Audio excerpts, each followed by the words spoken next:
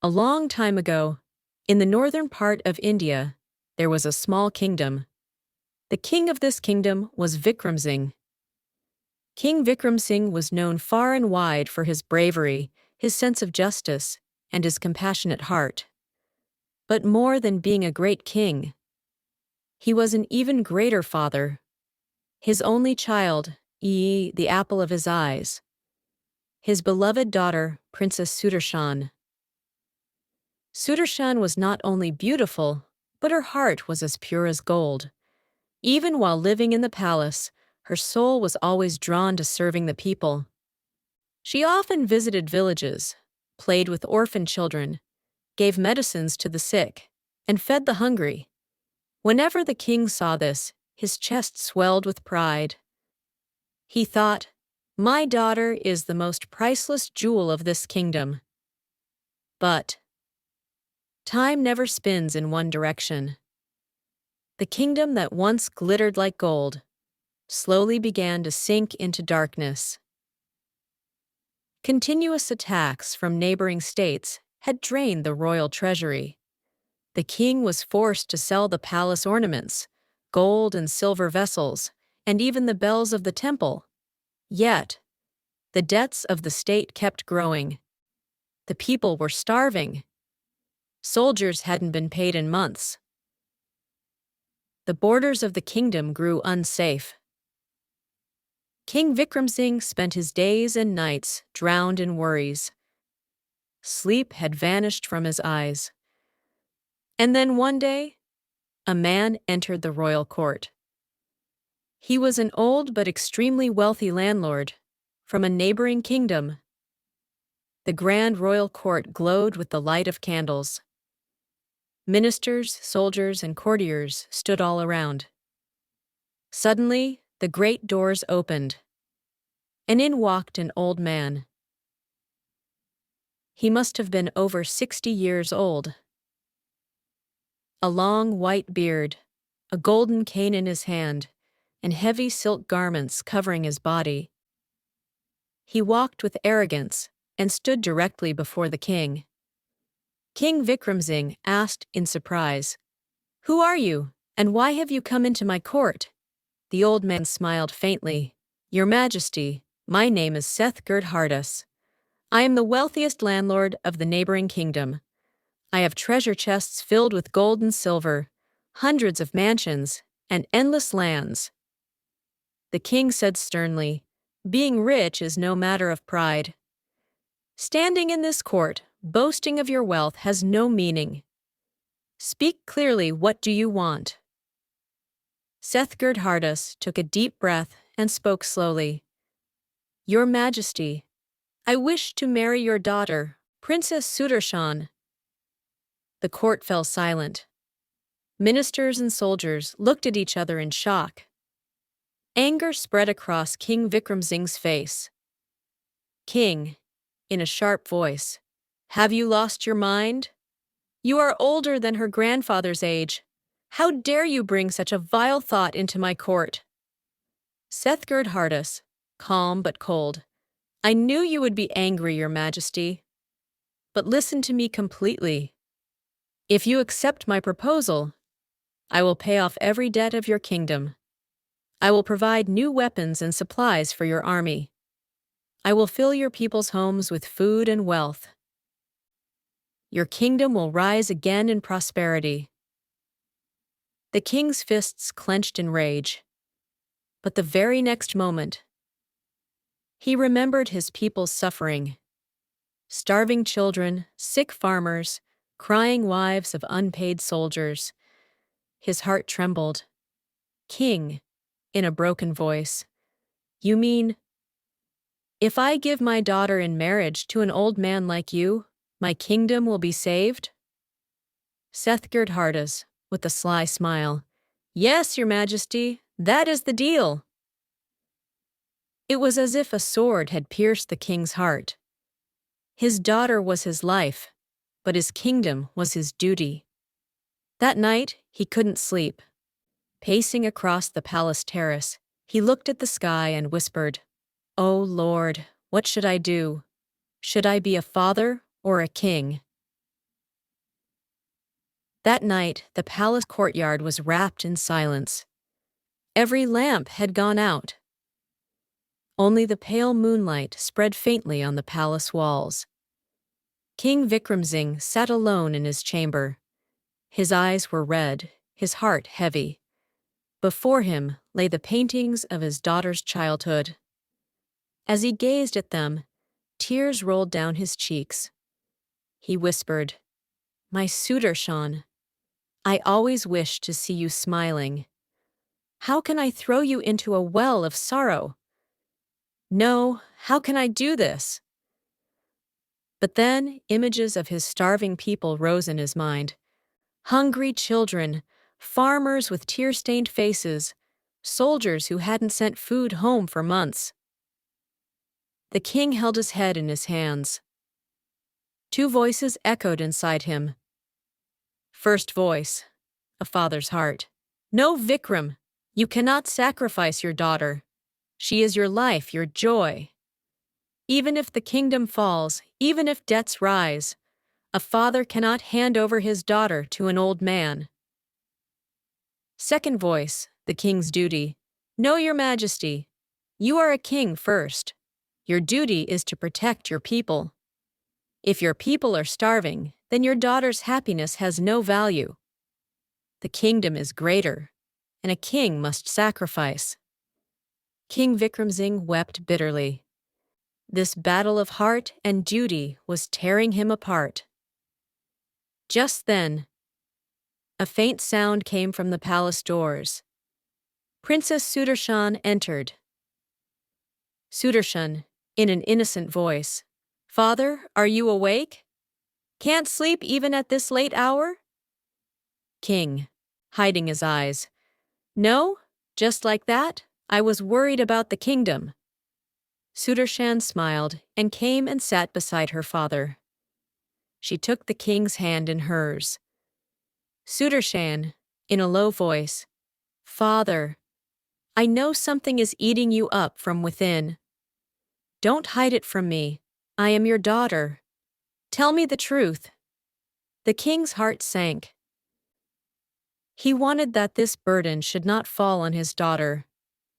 But he lost in front of Sudarshan's innocent eyes. The king took a deep breath and told the whole truth. The landlord's proposal, the burden of debt, and the crisis of the kingdom. Sudarshan kept listening quietly. There were no tears in her eyes, no fear. Just deep peace. Sudarshan, in a slow, firm voice, "Father, if my sacrifice can save the kingdom, then I am ready." King, shocked, "No, daughter, don't say that. Your smile is my life. I cannot hand you over to that old man. Never." Sudarshan, looking into his father's eyes, "Father, you are a king first, then a father. Your first duty is your subjects. If the lives of millions of people can be saved by sacrificing my happiness, then this deal is not bad." King Vikram Singh wept. He hugged his daughter. His heart was screaming, "Oh God, why does a father have to be so harsh?" That night, the walls of the palace silently witnessed the tears of the father and daughter. And the next day, with a heavy heart, the king accepted Seth Girdhardas's proposal. King Vikram Singh had decided in his mind that he would accept Seth Girdhardas's proposal. But this decision was not easy. It was like tearing his heart apart for him. The atmosphere of the palace suddenly changed. Where earlier laughter and songs used to echo, there was now silence. Even the maids of the palace would hide their tears on seeing the princess. Princess Sudarshan knew everything, but she did not let any wrinkle appear on her face. Rather, she had become more calm and serious than before. She would sit in the temple for hours and pray to God, "O Lord, give me strength so that I do not let my father's head bow down." and that my sacrifice may benefit millions of people. Preparations for the wedding began in the palace. But this preparation was not like a celebration. Rather, it was like preparations for a funeral. The faces of the soldiers were pale. The eyes of the ministers were sad. Even the common people were crying, because everyone had come to know that the princess was not getting married to the prince of her dreams, but to an old greedy businessman. In Sudarshan's room, the maids were applying mehndi on his hands, but their hands were shaking, their eyes were filled with tears. Maid, sobbing, "Princess, we had thought that you would be married to a brave prince. The whole kingdom would dance and sing with you, but what kind of injustice is this?" Sudarshan, in a slow, firm voice, "No, sister, this is not injustice. This is sacrifice. If my marriage can save the kingdom, then I happily accept this deal. Don't cry, because your tears will weaken my resolve." The maids burst into tears. But Sudarshan closed his eyes and remained calm. The wedding day arrived. The palace was decorated, but this decoration was also full of sadness. The fragrance of the flowers was also tinged with sadness.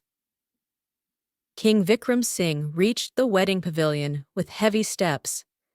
His eyes were red, his face was dejected.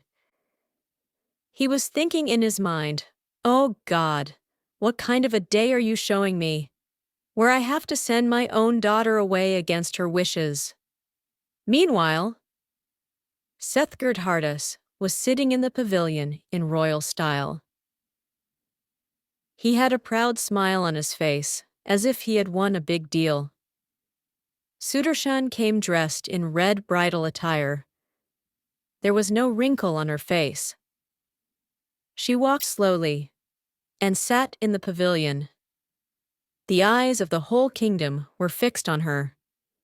People were crying, but there were no tears in Sudarshan's eyes. She was determined. She had prepared herself for the sacrifice. The wedding mantras started resonating. The holy fire was lit. And around the same fire, Princess Sudarshan and the old Seth stood for the wedding rounds. King Vikram Singh's heart was breaking with every round. Tears were flowing from his eyes. But his daughter was smiling, because she knew only her smile would keep her father alive. The wedding was over. The rounds were completed, and vows were taken in front of the fire. Princess Sudarshan had now become the wife of Seth Girdhardus. The courtyard of the palace, which once echoed with laughter and happiness, today there was only sobbing and silence.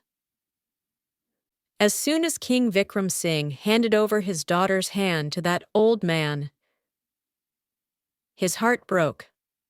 He thought, who can be a bigger criminal on this earth than a father who snatches away his daughter's laughter and hands her over to pain?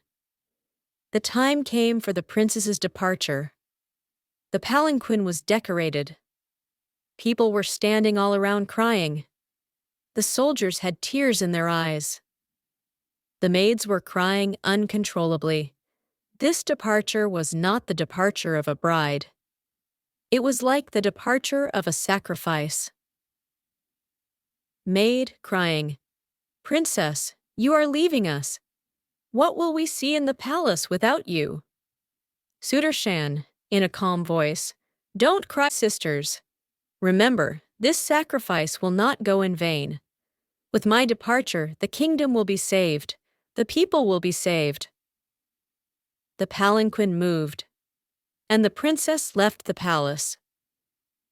King Vikram Singh stood stunned. Tears kept flowing from his eyes. Within a few days, changes started appearing in the state. Seth Girdhardus kept his promise. He paid off the state's debt. The granaries were filled with food. The soldiers got their salaries. The people started becoming prosperous. But there was always one question in the eyes of the people. Has this prosperity been bought at the cost of that princess's laughter? People talked in every village. An old farmer said, "The princess saved our lives by sacrificing her own life." A mother said, "She is not a daughter, she is a goddess. She gave up her own happiness and gave the right to live to thousands of families." Wiping his tears, a soldier said, "Today I am able to feed my children, but every bite of that food reminds me that in return, the princess sacrificed her future." Gradually, the story of Princess Sudarshan became an example of sacrifice in the entire kingdom. People started calling her not just a princess, but Tyagamurti. But within the walls of the palace, King Vikram Singh was breaking down every day. The kingdom may have prospered, but the heart of a father could never prosper. Time passed. The kingdom had now become more prosperous than before. The fields were full of crops. The markets were bustling. People were happy that their lives were safe. But within the walls of the palace, the heart of a father was still broken. King Vikram Singh, whose tale of valor and justice was known, now cried alone at night. Every night, only one picture would flash before his eyes: the smile of his daughter Sudarshan, the smile that was now lost forever. The king often spoke to himself, "Did I fulfill the duty of a king, or did I lose the duty of a father? The subjects may have been saved, but my daughter lost her happiness. Was this deal really right?" This question weighed on his heart.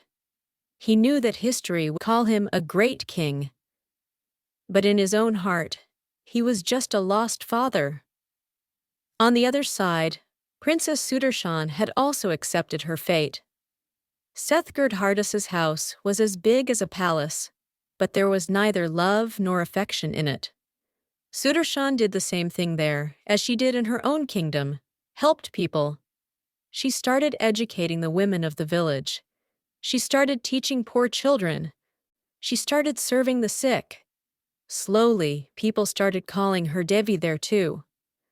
Her sacrifice and patience became an inspiration for everyone. But deep inside, Sudarshan was heartbroken. Her dreams, her desires, all were burnt to ashes along with the fire, around which she had taken rounds. Time passed, and the sacrifice of the princess became a story on people's lips.